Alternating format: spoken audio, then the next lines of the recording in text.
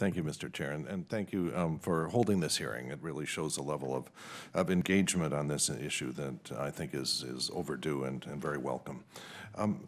Are there any sort of zero-order either cost estimates or estimates for the amount of aerosols that you'd need, for example, to reverse a 2-degree warming, or a calculation of, if you have a gigaton of coal, how many gigatons or tons of aerosols you have to put into the atmosphere? Are there any rough estimates based on volcanoes and similar that people have done?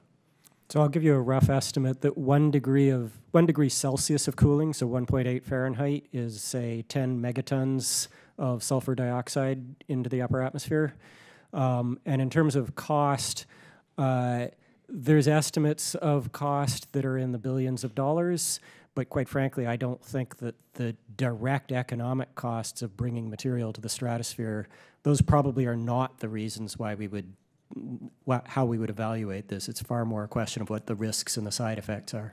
Right. Okay. So it wouldn't be the direct cost of actually even carrying this out.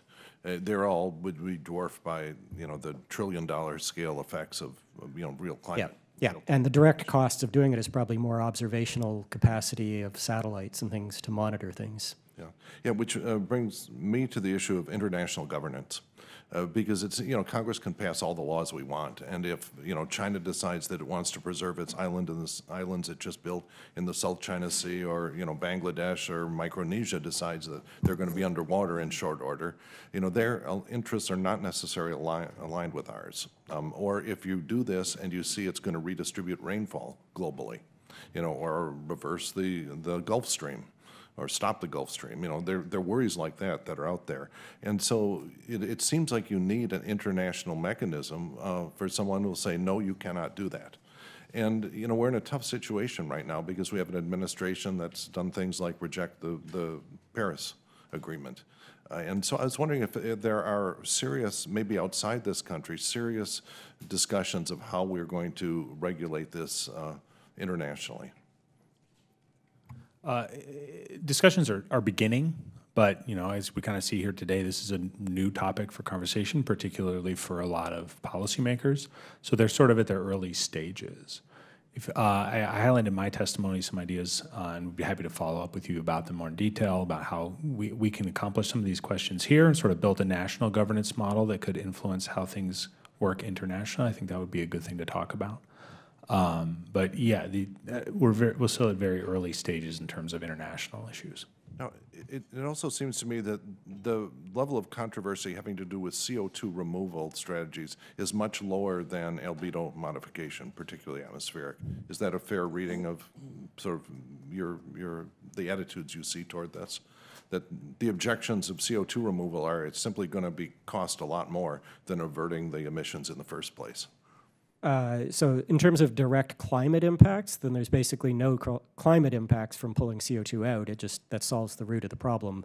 But I think one of the reasons there hasn't been any pushback is perhaps people don't quite get what the local impacts might be.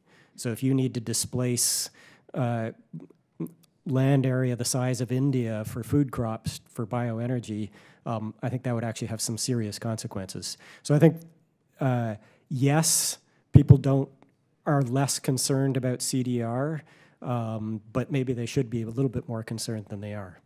Okay. That would be a very technology-specific thing. But very, very specific to the technology. And so now, when you get these sort of natural experiments from volcanoes going off, how frequent are volcanoes that actually provide you relevant data and get enough aerosols up in the stratosphere that you actually get a useful volcano? Do they happen once a decade, once a century, or once every few years?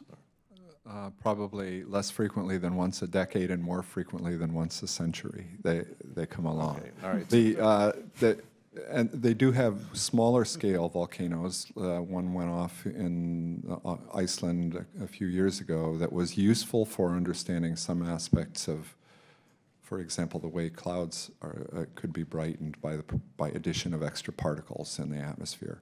Yeah. But the really big eruptions like Pinatubo or Gung, those are rare. Yeah, and I remember after that volcano happened, I called up Nathan Myhrvold, who you're probably well aware is one of the